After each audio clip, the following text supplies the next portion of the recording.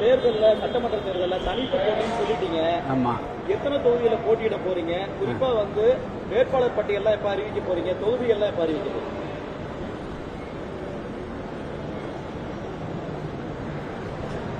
நாளை மறுதினம் வந்து புதிய தமிழகம் கட்சியினுடைய வேட்பாளர் பட்டியல் அறிவிக்க இருக்கிறோம். கடந்த 2 தினங்களாக கோவையில் வந்து புதிய தமிழகம் கட்சியினுடைய வேட்பாளர் தேர்வு சம்பந்தமான நேர்காணல் நடைபெற்றது. அது வந்து 60 70 தொகுதிகளை நாங்கள் இனம் கண்டிருக்கிறோம். குறிப்பாக வந்து தமிழ்நாட்டில் வந்து இருக்கக்கூடிய 234 தொகுதிகளில் 120க்கு மேற்பட்ட தொகுதிகளில் நாங்கள் வந்து புதிய தமிழகம் கட்சி நல்ல முறையில் செயல்பட்டுக் கொண்டிருக்கிறது. இதில் 60 70 தொகுதிகளை நாங்கள் வந்து குறிவைத்து வெற்றி வாய்ப்பு இருக்கக்கூடிய தொகுதிகளில் வந்து போட்டியிடுவது, வேட்பாளர் நிறுத்துவது என்று முடிவு செய்திருக்கிறோம்.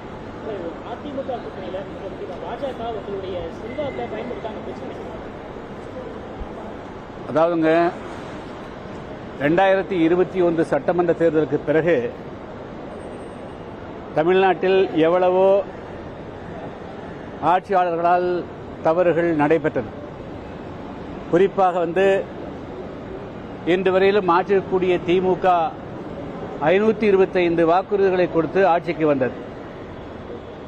அந்த வாக்குறுதிகளை நிறைவேற்ற தவறியதன் காரணமாகவும் அதற்கு மாறாக குறிப்பாக வந்து மின்சார கட்டணத்தை உயர்த்தியது, வீட்டு வரியை உயர்த்தியது, மதுக்கடைகளை மூடாதது உள்ளிட்ட பல்வேறு விதமான நிகழ்வுகளை கண்டித்து புதிய தமிழகம் கட்சியின் சார்பாக பல போராட்டங்களை நடத்தியிருக்கிறோம். மின்கட்டண உயர்வை கண்டித்து வந்து புதிய தமிழகம் கட்சியின் சார்பாக அனைத்து மாவட்டங்களிலும் போராட்டத்தை அறிவித்து மதுரையிலிருந்து நான் வந்து விருதுநகர் நோக்கி செல்லுகின்ற பொழுது 10 வண்டிக்கு மேல நான் போறேன், கூட வந்து எங்களுடைய தொண்டர்கள் வந்து 10 வண்டியில் வந்துட்டாங்க அப்படிங்கிறதுக்காக என்னை வந்து திருமங்கலத்தை தடுத்து நிறுத்தி என்னை கைது செய்தார்கள்.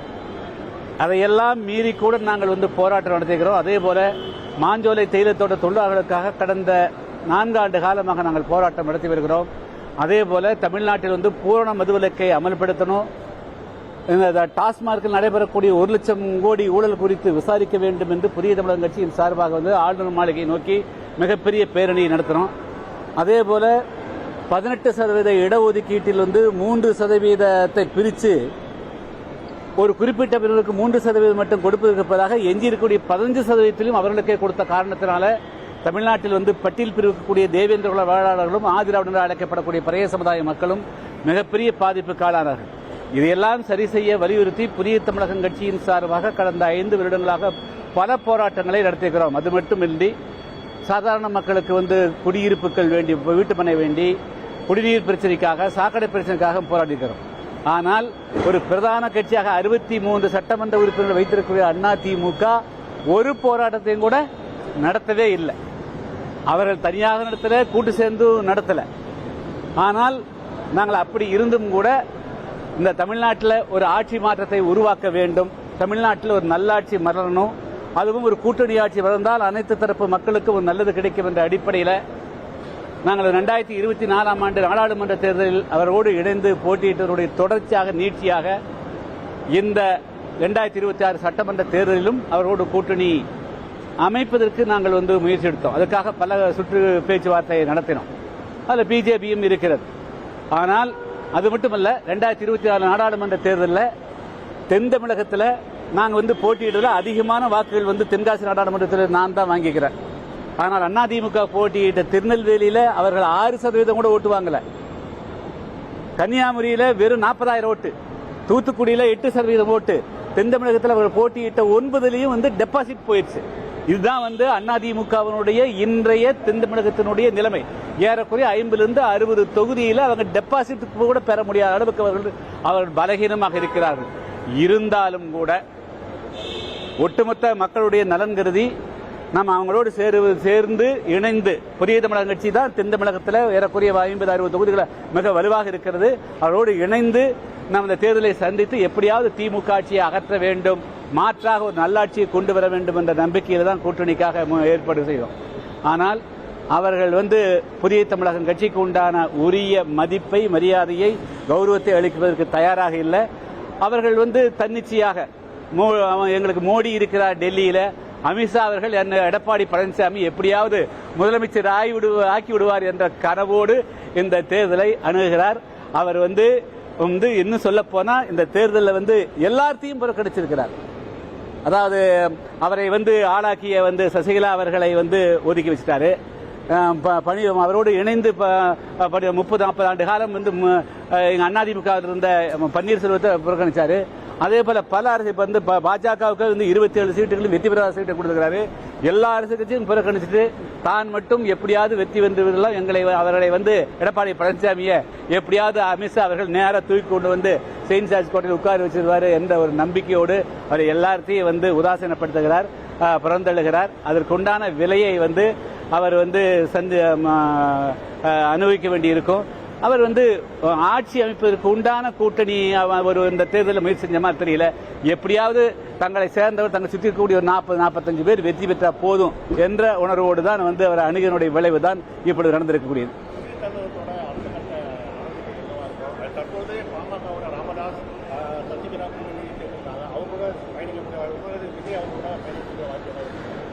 இல்லை, அதாவது நாங்கள் எங்களுடைய புதிய தமிழ் கட்சியினுடைய மாநில நிர்வாகிகள் மாவட்ட நிர்வாகிகளுடைய ஆலோசனை கூட்டம் கடந்த 21ஆம் தேதி மதுரையில் நடைபெற்றது.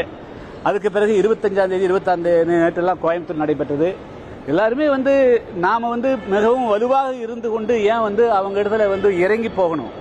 அவர்கள் நம்முடைய வலுவுக்கு ஏற்ப நாங்கள் கேட்கிற தொகுதிகளை கொடுக்க மறுக்கின்ற பொழுது நாம இறங்கி அடிச்சு பார்ப்போம், ஆச்சா அவங்களா நாமளா அப்படிங்கிற அளவுக்கு தான் நாங்கள் புதிய தமிழ் கட்சி முடிவெடுத்து நாங்கள் தனித்து போட்டியிருக்கிறோம். நீங்க சில கருத்துக்களை சொல்லியிருக்கிறீங்க, அதையெல்லாம் நாங்கள் உடனடியாக முடிவெடுக்க முடியாது. இருந்தால் வேட்பாளர் பட்டியல் நாளைக்கு முன்னால் அறிவிக்கிறோம். வேறு வேறு யாரு தயாராகிறாங்கன்னு சொல்ல முடியாது. அதான் கலந்து நிலவரங்களை பார்த்து முடியும்.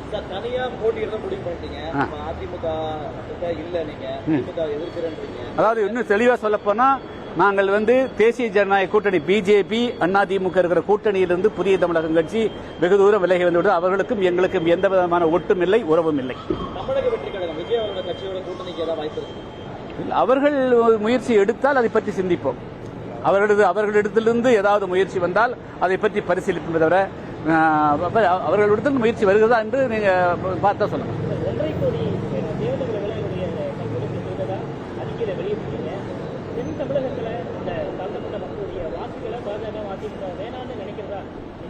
அதுதான் அர்த்தம் ஆச்சுங்களா? அவங்க 2024 பிஜேபிக்கே கிடைச்ச ஓட்டு அந்த அணிக்கு தேசிய ஜனநாயக கூட்டணி கிடைச்ச ஓட்டு பாரத பிரதமர்களை மோடி அவர்களை பிரதமராக்கிறதுக்காக கிடைச்ச ஓட்டு. அது எடப்பாடி பழனிசாமி முதலமைச்சராக்கிறதுக்காக அந்த ஓட்டு வராது ஆச்சுங்களா? அதனால எங்களை பொறுத்த மட்டிலும் தமிழ்நாட்டில் இன்னைக்கு அமைக்கப்பட்டிருக்கிற அதிமுக கூட்டணி மிக மிக வலுவற்ற கூட்டணி, அதான் சொல்ல முடியும். வெற்றி வாய்ப்பு எப்படி இருக்கு? நீங்க 70 தொகுதியில போட்டிடுன்னு சொல்றீங்க, உங்களுக்கு கூட்டணி இல்லாம வெற்றி வாய்ப்பு எப்படி இருக்கு? அதாவதுங்க 1996 30 வருடங்களுக்கு முன்பாகவே வெறும் 1 லட்சம் ரூபாய் மட்டுமே செலவழித்து தனித்து போட்டியிட்டு ஓட்டப்படாரம் சட்டமன்ற தொகுதியில் நான் வெற்றி பெற்றவர்.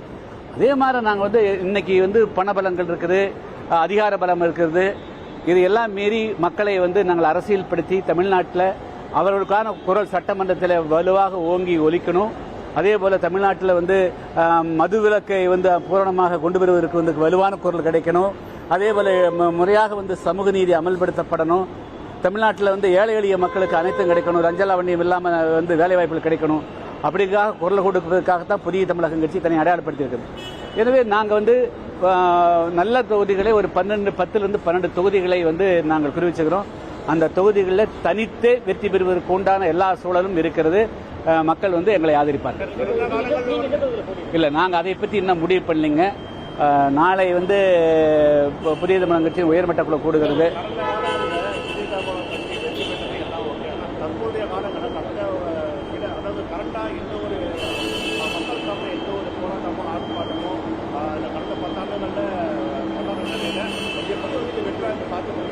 யாருக்கு?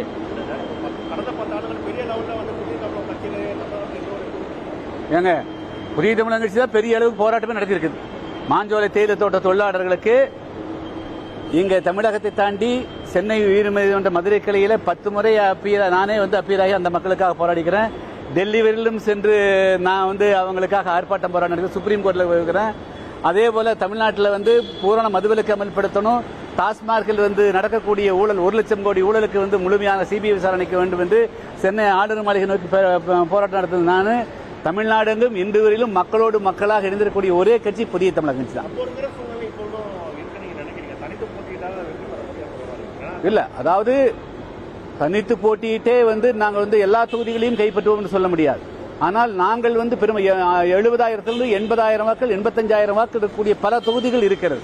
அந்த தொகுதிகளில் எங்க தேவேந்திர மக்கள் தனித்து வந்து அவர்கள் அவங்களுடைய எங்களுடைய கட்சிக்கு வாக்களிப்பதை வந்து ஒருமுகப்படுத்தப்பட்டு விட்டால் நிச்சயமா அந்த தொகுதிகளில் நாங்கள் வெற்றி காண்போம். இல்ல சார், அந்த மாதிரி எல்லாம் எந்த கட்சியோடு நாங்கள் பேச்சுவார்த்தை இல்ல சார். நாங்க வந்து அந்த மாதிரி எந்த முயற்சியும் எடுக்கல சார், யாரையும் எடுக்கல. நாங்க வந்து இப்பொழுது எங்களுடைய பார்வை வந்து வேட்பாளர் பட்டியல் நாளைக்கு மறுதினம் அனுப்பிக்கிறது, களப்பணியை துவக்கிறது, இதில் தான் நாங்கள் வந்து குறியா இருக்கிறோம். மற்றபடியா மீண்டும் பின்னோக்கி பயணிக்கிறதுக்கு எந்த விதமான எண்ணமும் எங்களிடத்தில் இல்லை. இல்ல இல்ல 60 to 70 தொகுதி மிக முக்கியமாக அடையாளம் கண்டிருக்கிறோம். அது எத்தனைங்கிறது வந்து நாளை முடிவு செஞ்சு நாளைக்கு மறுநாள் வந்து பத்திரிகையாளர் சந்திப்பில் தான் நாங்கள் அறிவிப்போம்.